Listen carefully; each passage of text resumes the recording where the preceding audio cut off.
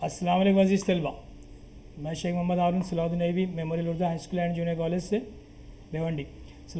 आज रहबर ये एकेडमी की जानिब से मैथमेटिक्स पार्ट फर्स्ट दौम जमात के लिए उर्दू और सेमी इंग्लिश मीडियम के लिए है, आपकी खिदमत में हाजिर है। अज़ीज़ तलबा, हम मुरब्बे मसाद पढ़ रहे हैं। इस क्वाड्रेटिक इक्वेशन में प्रैक्टिस सेट 2.6 की जो इबारती सवाल है वर्ड्स प्रॉब्लम में आज हम समझेंगे इस वीडियो में। इस वीडियो की मदद से वीडियो पसंद आए सब्सक्राइब ज़रूर कीजिए। देखिए हम मश्क 2.6 में जाते हैं। ये वर्ड प्रॉब्लम में सवाल पढ़ते हैं। अनम के 2 साल पहले और 3 साल बाद की उम्र का मजमुआ हासिल ज़रब 84 है। अनम के 2 साल पहले की उम्र और 3 साल बाद की उम्र का हासिल ज़रब, दोनों का ज़रब जो रहेगा वो 84 रहेगा। तो इसकी मौजूदा उम्र मालूम कीजिए। प्रोडक्ट ऑफ प्रगतिज, यहाँ पे नाम चेंज है, इंग्लिश में चलेगा, नाम से कोई फ़र्क नहीं पड़ेगा। प्रोडक्ट ऑफ प्रगतिज age 2 years ago 3 years hence is 84। Find our present age, उसकी हमको प्रेजेंट एज मालूम करना है, उसकी मौजूदा उम्र मालूम करना है। 2 साल पहले की उम्र मालूम है, 3 साल बाद की मालूम है, लेकिन प्रेजेंट मालूम करना है। लेकिन दोनों का प्रोडक्ट दिया गया 84। तो देखिए क्वेश्चन से हम इक्वेशन कैसे बनाएंगे, फिर इसको सॉल्व कैसे करेंगे। तो सॉल्यूशन आपकी खिदमत में हाजिर है। फर्स्ट किया कि अनम की मौजूदा उम्र कितनी है, हम उसकी present age, let the present age of प्रगतिज बी एक्स। हम प्रेजेंट एज क्या फर्स्ट कर लेंगे, एक्स हमने फर्स्ट कर लिया। ओके, प्रेजेंट एज एक्स है। तो 2 साल पहले कितनी होंगी, समझ लीजिए किसी शख्स की एज 10 साल है, तो 2 साल पहले कितना होगा, वो 8 साल। तो क्या कि हमने उसकी प्रेजेंट एज में से 2 को माइनस कर दिए। तो इसी तरह से प्रेजेंट एज कितनी है अनम की, यहाँ पर प्रगति की एक्स है। तो 2 साल पहले की एज कितनी होगी इसकी, x माइनस 2 होगी। तो 2 years ago Pragati age will be was x minus 2, 2 years ago. Okay, 2 साल पहले अनम की उम्र कितनी होगी, x माइनस 2 साल, है ना। ठीक, यहाँ पे लिख सकते हैं हम इस तरह से। ओके, 2 साल पहले की उम्र उनकी उसकी कितनी होगी, x माइनस 2। अब 3 साल बाद अगर कोई शख्स कोई बच्चा 10 साल का है और वो 3 साल बाद उसकी उम्र 13 साल हो जाए, तो हम क्या करेंगे, 10 साल में 3 जमा करते, तो बाद की उम्र में जमा करते। पहले की अगर है तो उसमें माइनस किया हमने, है ना। तो 3 साल बाद अनम की उम्र कितनी हो जाएगी, x प्लस 3। प्रगति की उम्र कितनी हो जाएगी after 3 years, x plus 3 years हो जाएगी। ओके, तो यहाँ हम फर्स्ट किया हमने, और 2 साल पहले की उम्र का पता चला हमको कि x माइनस 2 है, और 3 साल बाद की उम्र का पता चला कि x प्लस 3 है। अब ये दोनों का जो प्रोडक्ट है, दोनों का ज़र्ब बोला है यहाँ पे, तो प्रोडक्ट हैंस यहाँ पे बोला है ना, प्रोडक्ट मीन्स ज़र्ब। ओके, तो दोनों का जो ज़र्ब है x माइनस 2 और x प्लस 3, दोनों का ज़र्ब कितना है, 84।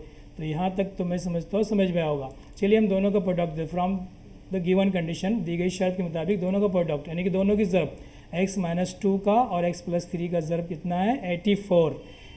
अब x से हम cos को ज़र्ब करेंगे, x से cos को ज़र्ब करेंगे। तो देखिए x से ज़र्ब किया तो x की कुव्वत 2 बनेगा, फिर x से ज़र्ब करेंगे तो 3x बनेगा। तो मैंने x से ज़र्ब किया, पहले x से x को ज़र्ब किया। पहले क्या कीजिए, पहले ये टर्म से पूरे cos को ज़र्ब कीजिए। तो x से इस x को ज़रब किए तो x की कुव्वत 2 बन गया, फिर वापस इसी x से 3 को ज़रब किए तो 3x बन गया। ओके, इसी तरह से -2 से मल्टीप्लाई तो -2x हो जाएगा, और -2 से 3 को ज़रब करेंगे तो -6 हो जाएगा। ठीक है, तो x square plus 3x minus 2x, 3x minus 2x है माइनस हो जाएगा, तो यहाँ पे बनेगा x। ओके, 3x में से 2x गया, x बचा, और -6 की जगह मैंने -6 लिखा, और 84 को मैंने लेफ़्ट साइड लेकर आ गया। क्यों कि ये मुरब्बे मसाद बन रही है, और मुरब्बे मसाद में तमाम अरकान को हम लेफ़्ट साइड ले लेते अगर हमको फैक्टराइजेशन की मदद से हल करना है। तो एक्स स्क्वायर x और -6 और -84 कितना हो गया, -90 हो गया। अब यहाँ पे गौर कीजिए, अब हमारे पास क्वाड्रेटिक इक्वेशन सॉल्व करने के 3-4 तरीके हमने देखा है। पहला तरीका हमने फैक्टराइजेशन देखा है, दूसरा तरीका हमने कंप्लीट स्क्वायरिंग मेथड कामिल रुब्बा तरीका देखा है, ज़ाब्ते का तरीका देखा है। आपको जो तरीका आसान पड़ता है उस तरीके से आप इसको सॉल्व कर सकते हैं। मैं यहाँ पे कोई भी एक ही तरीके से हम हल कर सकते हैं, यहाँ पाबंदी नहीं है तरीके की। ओके, तो ठीक है, x square plus x minus 90। तो हमने इसके अज़ार भी किया, आपको अज़ार भी तरीका मैं बता चुका हूँ। ये अज़ार भी का तरीका जो था, हम इसके फैक्टराइजेशन करते कि ऐसे 2 अदद तलाश करना होंगे हमको।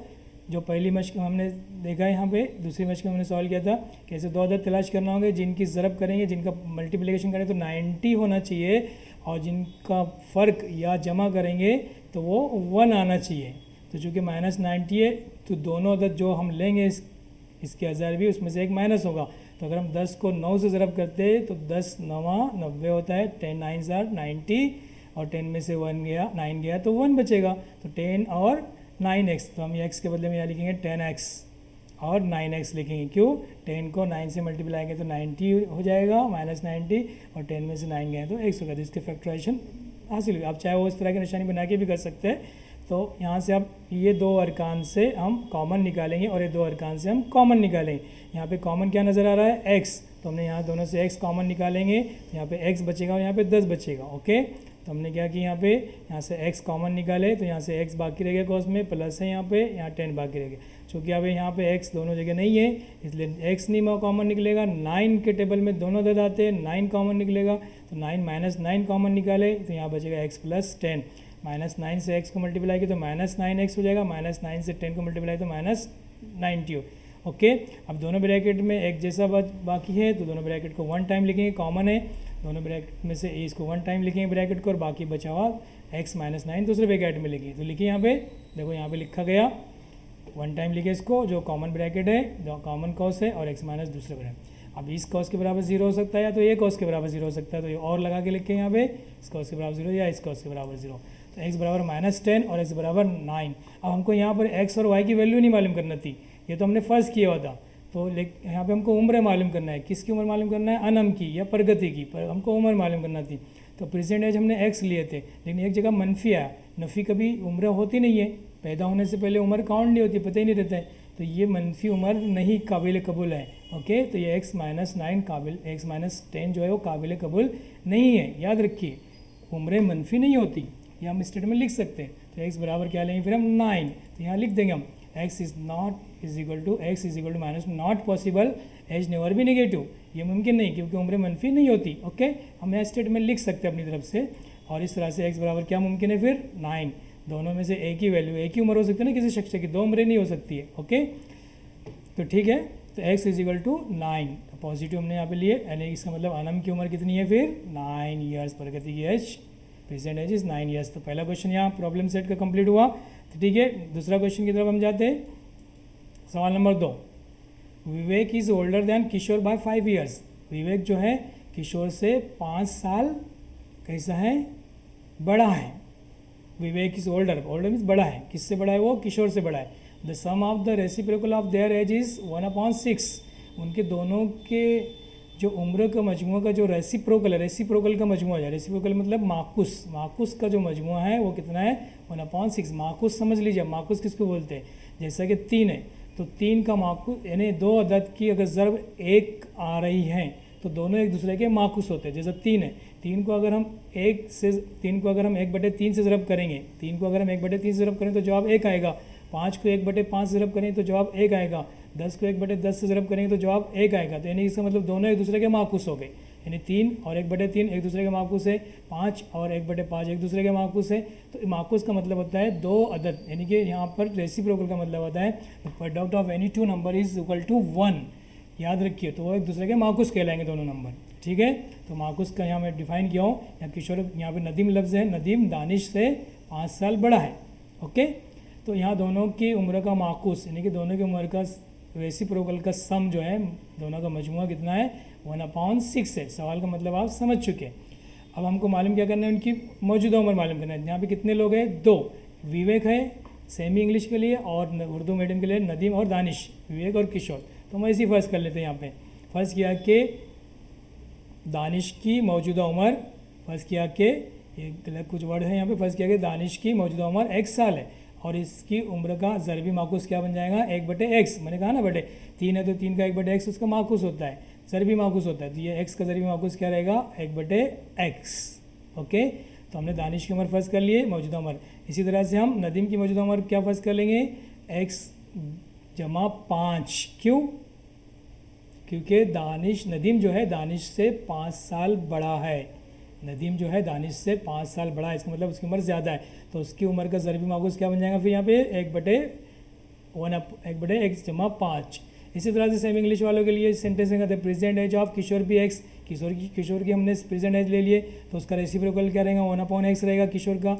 और इसी तरह से कौन है यहाँ पे? विवेक है। विवेक क्या है? किशोर से 5 ईयर्स ओल्डर है, बड़ा है। तो इसलिए x प्लस 5 उसकी उम्र हो जाएगी, उसका रेसिप्रोकल हो जाएगा 1/x प्लस 5। उर्दू मीडियम और सेमी इंग्लिश के लिए थोड़ा सा फर्स्ट सिर्फ यहाँ तक का लैंग्वेज का फ़र्क है, बाकी सब आंसर सेम होता है। ओके ठीक है, तो दी गई शर्त के मुताबिक अब हम यहाँ पे क्या शर्त दी गई है, दोनों का सम, इन दोनों का सम देखो सेम, दोनों की उम्र का सम, दोनों की उम्रों के रेसिप्रोकल का सम यानी कि दोनों का मजमुआ, दोनों की जमा कितनी होएगी, एक कितनी होगी, कितनी है 1/6 है। तो दोनों की ये देखो किसकी उम्र है, किशोर यानी कि दानिश, और ये किसकी उम्र है, विवेक यानी कि कौन है, नदीम। ओके, तो दोनों की उम्र का माकुस ले रहे हैं हम सिर्फ यहाँ पे, माकुस की जमा ले रहे हैं, माकुस यानी कि रेसिप्रोकल की जमा ले रहे हैं, दोनों की रेसिप्रोकल की जमा कितनी है 1/6 है। अब यहाँ पर हम मसावत को क्रॉस मल्टीप्लाई करेंगे, यहाँ पे तिरछी रब की हमने, तो देखो x प्लस 5 को 1 से मल्टीप्लाई किए, x को x से मल्टीप्लाई, तिरछी रब करते वक्त इस बात का ध्यान रखिए, सिर्फ तिरछी ही ज़रब नहीं होती बल्कि नसब नुमा में सीधा ज़रब भी किया जाता है। ओके, सीधी ज़रब भी किया, x से x प्लस 5 को 1/6। अब कॉस को ओपन कर लेते ऊपर, तो ये x की क़ुव्वत 2 बनेगा और 5x बनेगा, x की क़ुव्वत 2 रहेगा, क्या रहेगा, x की क़ुव्वत 2 है, इसको हम x की क़ुव्वत 2 बना देते हैं। ठीक है, थोड़ा वेट कीजिए, x की क़ुव्वत ये 2 है, x की क़ुव्वत यहाँ पे 2 लेंगे हम। ओके, x की क़ुव्वत 2 यहाँ पर है 2x x प्लस 5, सॉरी वो x की क़ुव्वत 2 नहीं है, 1 ही है, वो अपनी जगह पे सही है। ओके, यहाँ हाँ, तो देखिए यहाँ पे गौर करते हैं हम, तो यहाँ पे 2 था, ये 2 हम वापस लिख लेते हैं, 2 हमने वापस लिख लिया, और यहाँ पर हम इसको सेव करके वापस देख लेते हैं। देखिए यहाँ देखिए x और x प्लस और x प्लस x 2x हो जाएगा, और ये 5, तो ये बने 2x प्लस 5, और नीचे मल्टीप्लाई करेंगे x की क़ुव्वत 2, x स्क्वायर बनेगा, और ये 5x बनेगा। समझ में आया बच्चों लोग, तो ये रेसिप्रोकल नदीम या किशोर की उम्र का रेसिप्रोकल माकुस, और ये विवेक की उम्र का माकुस, दोनों की सम 1/6। अब क्रॉस मल्टीप्लाई करने के बाद हम यहाँ तक पहुँचे, है ना। अब और क्रॉस मल्टीप्लाई करेंगे यहाँ पे, देखिए ये वन साइड था, क्रॉस मल्टीप्लाई करने के बाद नीचे भी ज़रब होती है, लेकिन अभी बीच में बराबर की अलामत है, डायरेक्ट ये तिरछी ज़रब हो जाएगी। ठीक है, तो ज़रब किए तो क्या बना, x स्क्वायर प्लस 5x, 1 से ज़रब मल्टीप्लाई किया और इसको 6 से मल्टीप्लाई किए, तो 6 2 ज़ा 12, 6 से 2 को ज़रब करेंगे और 6 से 5 को ज़रब करेंगे। ठीक है, तो यहाँ अब हम 12x को और 30 को लेफ्ट साइड लेकर आएंगे, तो ये माइनस हो जाएंगे दोनों भी, है ना। और इसके साथ आगे बढ़ते हैं, तो कितना बनेगा, 5x में से -12x गया तो -7x बना, -30 अपनी जगह पर है, x स्क्वायर अपनी जगह पर है। ठीक, और यहाँ तक हम पहुँच चुके। अब ये हमको फैक्टराइजेशन करना है इसके, तो ऐसे 2 अदद मालूम करना है जिनकी ज़रब करें तो 30 होता है, और जिनकी जमा या तफरीक कर देंगे तो 7 होगा, क्योंकि जमा या तफरीक होगी यहाँ पे, क्योंकि ये मल्टीप्लिकेशन माइनस है। तो 30 किसके टेबल में आता है, 10 के, 10 को 3 से मल्टीप्लाई करेंगे तो 30 हो जाएगा, 10 में से 3 जाएगा तो 7 हो जाएगा। तो देखिए यहाँ पर निशानी का ख्याल रखते हैं, तो -10 से 3 को मल्टीप्लाई किया हमने तो -30 हो गया, और -10 प्लस 3 -7 आएगा, इसका भी ख्याल रखना है माइनस का, तो माइनस का लगाना है, प्लस का लगाना है, ये आपको इससे पहले की मश्क में समझाया गया था। तो इस तरह से 2 हिस्से हमने किए 7 के, ठीक है, लेकिन उसूल के हिसाब से इनकी दोनों की तरफ लास्ट टर्म के बराबर आना चाहिए, है ना, आ रही है, और दोनों का फ़र्क करने पर मिडल टर्म आना चाहिए। अब यहाँ से फैक्टराइजेशन करेंगे, x कॉमन निकालेंगे, यहाँ से x कॉमन निकाले तो x -10 बचेगा। ठीक है, और यहाँ से 3 कॉमन निकालेंगे तो यहाँ पे x -10, 3x, और 3 को 10 से मल्टीप्लाई किया तो 30 हो गया, x से मल्टीप्लाई तो x स्क्वायर, और x से 10 को मल्टीप्लाई तो 10x, मल्टीप्लाई करके चेक करके आप देख सकते हैं दोनों ब्रैकेट सेम हो गए यहाँ पे, तो ये 2 ब्रैकेट जो सेम है उसको 1 टाइम लिखेंगे, बाकी का बचा हुआ दूसरे टाइम में लिखेंगे। ठीक है, x + 3 दूसरे टाइम। अब ये ब्रैकेट के इक्वल टू 0 लेंगे, या ब्रैकेट इक्वल टू 0 लेंगे, इसके इक्वल टू 0 लिए, इसके इक्वल टू 0 लिए। अब गौर कीजिए, अब x बराबर 10 हो गया, x बराबर -3 हो गया, देखो प्लस था 3 प्लस हो गया, और ये -10 था प्लस 10 हो गया। अब हम यहाँ पे उम्र की बात चल रही, तो हमने पहले ही कहा था कि उम्र क्या मनफी नहीं होती, तो x = -3 नॉट एक्सेप्टेबल, इसको नहीं लेंगे, काबिल कबूल नहीं है। ठीक है, तो x बराबर क्या लेंगे हम, 10 लेंगे। फिर कौन, नदीम है, नदीम दानिश से 5 साल बड़ा है, नदीम बड़ा है, तो दानिश की उम्र कितनी होगी फिर 1 साल, तो दानिश की उम्र कितनी है 10 साल, और नदीम की उम्र कितनी होगी, उससे 5 साल बड़ा है तो 15 साल। अब यहाँ पे इसी तरह से हम विवेक के लिख सकते हैं, है ना, विवेक, किशोर कितना रहेगा, x था, तो किशोर कितना है, किशोर की उम्र 10 साल हो जाएगी, और विवेक कितना हो जाएगा 15 साल का। आप ये लिख लेना सेंटेंस। ओके, तो नेक्स्ट क्वेश्चन है यहाँ पर, अजीज तलबा, mister Kasam runs a small business of making earthen pot.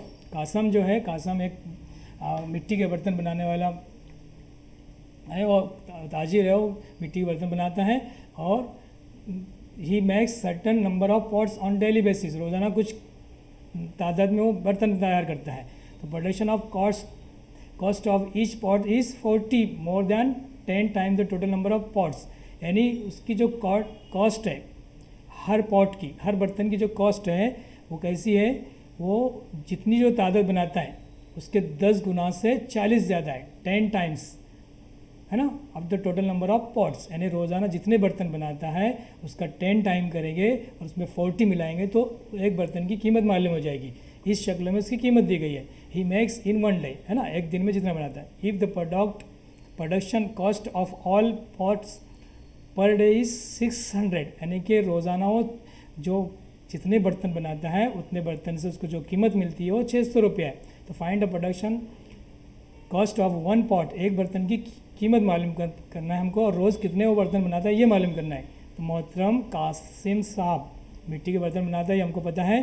अब अगला सेंटेंस हम पढ़ते हैं, कैसे बनाता है वो, बर्तन बनाने की लागत, उसको बर्तन बनाने की जो लागत आती है एक दिन में, बनाए गए बर्तन की तादाद का 10 गुना, जितने बर्तन वो रोज़ बनाता है उसका 10 गुना, उससे 40 ज़्यादा, उसमें 40 जमा कर देंगे तो उतने रुपये एक बर्तन की कीमत है, यानी कि जितने बर्तन बनाए उसकी तादाद का 10 गुना और उसमें 40 प्लस कर देंगे, है ना, उससे 40 ज़्यादा, तो उतनी एक बर्तन की कीमत होगी। अगर एक दिन में कुल बर्तन बेचने से उसको फ़रोख्त करने पर 600 रुपये हासिल होते हैं, तो हर बर्तन की लागत कितनी है, एक बर्तन की कीमत कितनी है और कितने तादाद में वो बर्तन बनाता है। तो ये सवाल हमारे सामने है। तो हम यहाँ पे फ़र्ज़ कर लेंगे कि रोज़ाना कितने, फ़र्ज़ किया कि कासिम रोज़ाना कितने बर्तन बनाता है, एक बर्तन बनाता है, लेकिन उसकी कीमत कितनी है, एक बर्तन की कीमत कितनी है, वो जितने बर्तन वो बनाता है उसका 10 गुना, 10 times the total number of pots, 40 more than, उससे 40 ज़्यादा, यानी कि जितने वो बर्तन बनाता है उसके 10 गुना से 40 ज़्यादा, मोर यानी कि प्लस करें यहाँ पे, ओके, एक बर्तन की कीमत होगी, हर बर्तन की में से एक बर्तन की, ठीक है, बर्तनों की तादाद के 10 गुना से 40 ज़्यादा, है ना, 40 more than 10 times of number of pots, ठीक है। तो यहाँ पे इंग्लिश में वो सेंटेंस वही वापस हमने लिख लिए, ओके। तो इस तरह से एक्स बर्तन रोज़ बनाता है और हर बर्तन की कीमत इतनी है। अब उसको कुल जो कीमत मिलती है, कंडीशन जो दी गई है, वो कंडीशन क्या है कि एक बर्तनों की तादाद को अगर हम बर्तन की कीमत से ज़रब कर देंगे, जैसे कि फ़र्ज़ कर लीजिए आपने 5 बर्तन खरीद के लाए, हर बर्तन 50 रुपये का है, तो 5 बर्तन 250 रुपये के होंगे, यानी कि 5 से अपने 50 को ज़रब की तो 250 हो गया, यानी कि बर्तन की तादाद को उसकी कीमत से ज़रब कर दिया जाए तो उसकी कुल कीमत हमको मालूम हो जाती है। तो कुल कीमत उसको रोज़ की 600 रुपये मिल रही है, तो दोनों का ज़रब कर देंगे, दोनों को ज़रब किया हमने एक्स और इसकी एक्स यानी कि तादाद और 10x प्लस 40 यानी कि एक बर्तन की कीमत और कुल बर्तन एक्स, दोनों का ज़रब कर देंगे तो रोज़ मिलने वाली कीमत के बराबर हो जाएगा, 600 रुपये के बराबर। ये पहली शर्त इस तरह से बनेगी। आप शर्त बनाना सीख लीजिए। अब यहाँ पे इसके बाद जो है मुरब्बे मसावत बनेगी और मुरब्बे मसावत हम हल करना जानते हैं, तो फिर भी हम उसकी प्रैक्टिस कर लेते हैं। तो x से 10x को मल्टीप्लाई किए, 10x स्क्वायर हो गया, x से 40x को मल्टीप्लाई किए, 40x हो गया, -600 को लेफ्ट साइड लाए, माइनस ये 10 के टेबल में आता है, सब 0 0 लगाए, 10 के टेबल से डिवाइड कर देंगे तो x स्क्वायर हो जाएगा, 40x हो जाएगा और 600 का 60 होगा। तो कितना आसान हो गया। अब हमको ऐसा टेबल तलाश करना है जो 60 के ऐसे हज़ार भी करना है जिसकी तरफ करने पर 60 आना चाहिए और प्लस या माइनस करने पर 4 आना चाहिए। तो 10 के टेबल में 60 आता है, तो हम क्या करेंगे, 10 छंग 60, 10 को हमने फिर 6 से ज़रब किया तो 60 हो गया, 10 में से 6 गए तो 4x बना, है ना। हज़ारवी फैक्टराइजेशन आपको करने आता है। दोनों में से यहाँ से कॉमन निकालेंगे, कॉमन निकाले हमने, x प्लस 10 बचा, यहाँ से -6 कॉमन निकाले, x प्लस 10 बचा, ओके। एक वन टाइम एक ब्रैकेट में लिखे और अदर ब्रैकेट में जो बाकी बचा हुआ है उसको लिखे।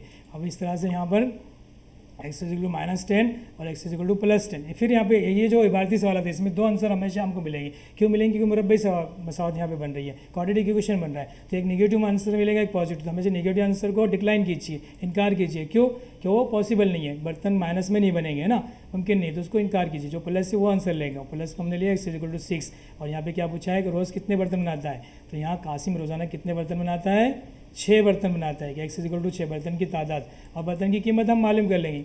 बर्तन की कीमत क्या मालूम, कॉस्ट ऑफ इच बर्तन, या उसके 10 गुना, किसका 6 का 10 गुना कितना हो जाएगा 60, और उसमें 40 रुपये मिला देंगे तो कितना हो जाएगा 100, 10x + 40, 10 का 6 गुना 60, और इसमें 40 मिला देंगे ना। x की कीमत रखें यहाँ पे, x की कीमत रख के भी हल कर सकते हैं और अली भी निकाल सकते हैं। अभी आप x की कीमत रखें तो आपका आंसर आसानी से आ जाएगा। देखो 10 को 6 से ज़रब किए यानी कि बर्तन की तादाद का 10 गुना,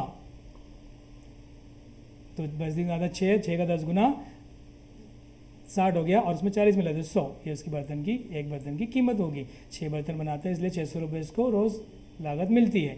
ओके, तो ये सवाल यहाँ मुकम्मल होता है। अजीज तलबा, नेक्स्ट क्वेश्चन देखेंगे हम। नेक्स्ट क्वेश्चन है, Partik takes 8 hours to travel 36 km downstream and return to the same spot. The speed of the boat in still water is 12 km. यानी Partik 8 hours to travel 36 km downstream and return to the same spots.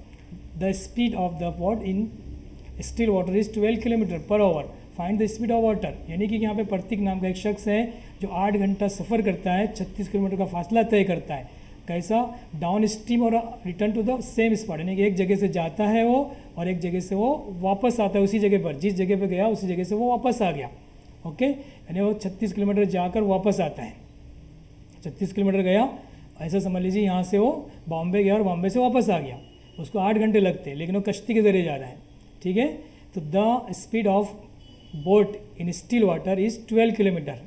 The speed of boat in still water is 12 kilometre, यानी कि अगर पानी बह नहीं रहा है तो बोट की जो रफ्तार है स्पीड कितनी है 12 किलोमीटर। अगर पानी बह नहीं रहा है, आपने कभी नदी का मुशाहिदा किया होंगे, जिस सिमत में अगर पानी बहता है उस सिमत में अगर हम चलते हैं तैरते हैं तो हमको थोड़ी आसानी होती है, इसका मतलब उस नदी की स्पीड हमको मिल जाती है तैरने वालों को। इसी तरह से अगर मुखालिफ सिमत में रहते तो उनको ताकत का मुआवजा करना पड़ता है, मुजाहरा करना पड़ता है, थोड़ी ताकत ज़्यादा लगती है, इसका मतलब मुखालिफत होती है बहाव की।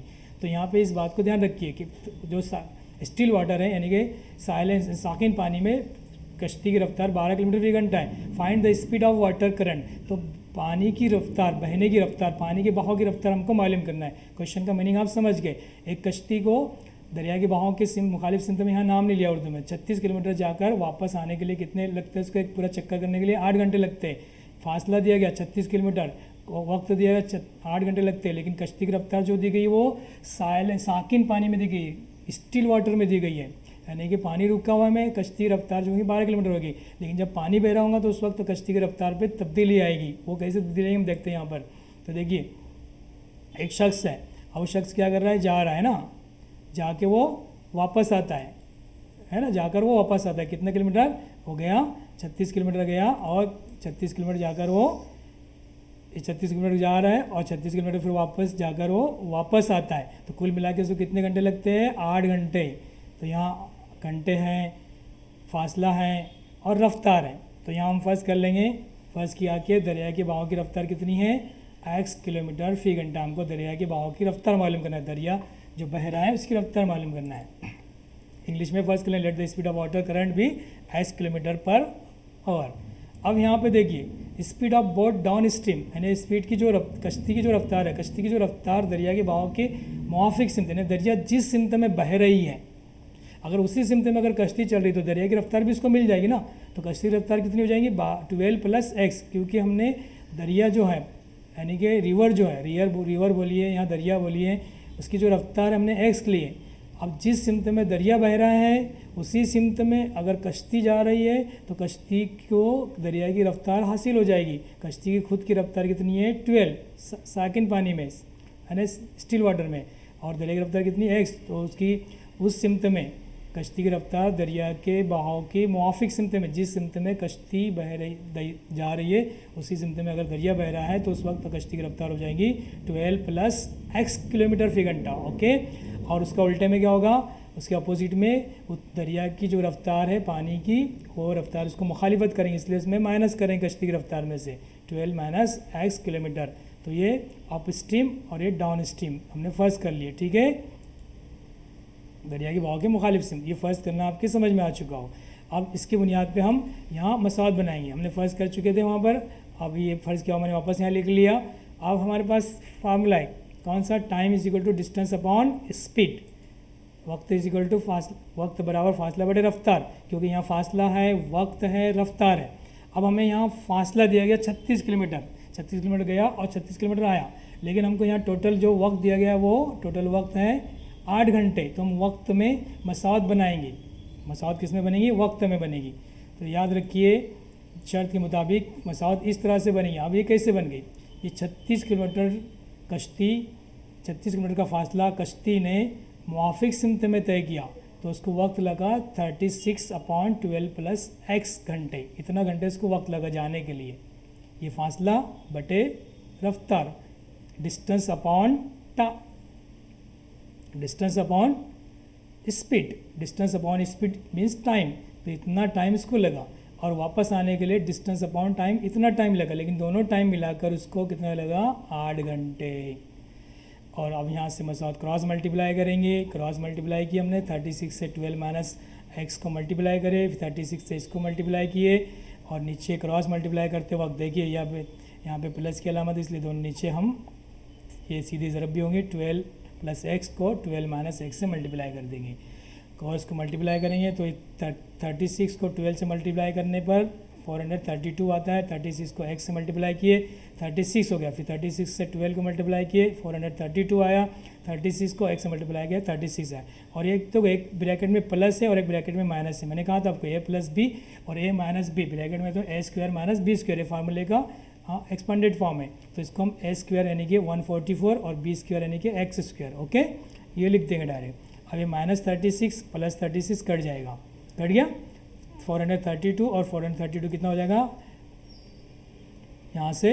अच्छा हमने मैंने 432 कितना हो गया? 864 हो गया। और मैंने क्या किया, एक स्टेप को बचाया यहाँ पे 8 से डायरेक्ट इसको मल्टीप्लाई कर दिया, ओके, यानी तिरछी जब कर दिया यहाँ पे, इसको दोनों की जमा किया और यहाँ नेसबनुमा में 1 है, इसको तिरछी जब कर दिया यहाँ पे, तो 864 दोनों की जमा 864 होगी, 864 होगी और 8 से इसको मल्टीप्लाई किया क्रॉस, ओके। फिर 8 नीचे डिवीज़न में आएगा, ये डिवाइड करेंगे इसको, डिवाइज़र में आएगा, डिनोमीटर में आएगा, डिनोमीटर से इसको 8 से डिवाइड करेंगे, 8 1 ज़ा 1। और बच्चे यहाँ गलती करते हैं, यहाँ ध्यान देना है, यहाँ पे 864 है तो 8 1 ज़ा 1, 6 को नहीं डिवाइड होता तो 0 लगाएंगे, 8 8 ज़ा 64, तो कितना आएगा 144 minus A square is equal 108 आएगा, ओके। अब यहाँ लिखेंगे हम 144 को अपनी जगह पर रखे, 108 को लेफ्ट साइड में लाया और x को राइट साइड कैरी किया, एक्स स्क्वायर को, तो ये प्लस हो जाएगा राइट साइड और ये लेफ्ट साइड आएगा तो माइनस होगा। कितना बचा? 36 X square is equal to 36 X. जब हम यहाँ क्वाड्रेटिक इक्वेशन सॉल्व कर रहे हो, यहाँ पे देखिए ये जब टॉप केस के बच्चे होते हैं तो यहाँ अगर गलती हो रही है तो समझ लीजिए मास आपका घट रहा है, तो यहाँ गलती ना करें। X square quadratic equation solve कर रहे हैं, 2 आंसर आएंगे पहले, तो क्वाड्रेटिक इक्वेशन में हमने जब स्क्वायर रूट लेंगे तो प्लस -6 का स्क्वायर भी 36 होता है, +6 का स्क्वायर भी 36 होता है, इसलिए उसका स्क्वायर रूट लेंगे तो प्लस भी लेंगे और माइनस भी लिखेंगे। अब यहाँ पे माइनस नॉट पॉसिबल, इस नॉट निगेटिव, यहाँ पे निगेटिव नहीं रहेंगे, माइनस यहाँ पे इनकार करेंगे, हम डिक्लाइन करेंगे, x इज इक्वल टू 6। तो हमने x क्या फर्ज किया था? दरिया के बहाव की रफ्तार, तो हमने यहाँ लिखे दरिया के बहाव की रफ्तार कितनी है? 6 किलोमीटर फी घंटा। स्पीड ऑफ वाटर करंट भी 6 किलोमीटर पर आवर। अजीज़ तलबा, यहाँ ये सबक मुकम्मल होता है। प्रॉब्लम सेट के लिए दूसरा वीडियो आप देखेंगे मेरा और सब्सक्राइब कीजिए वीडियो को। अल्लाह हाफिज़।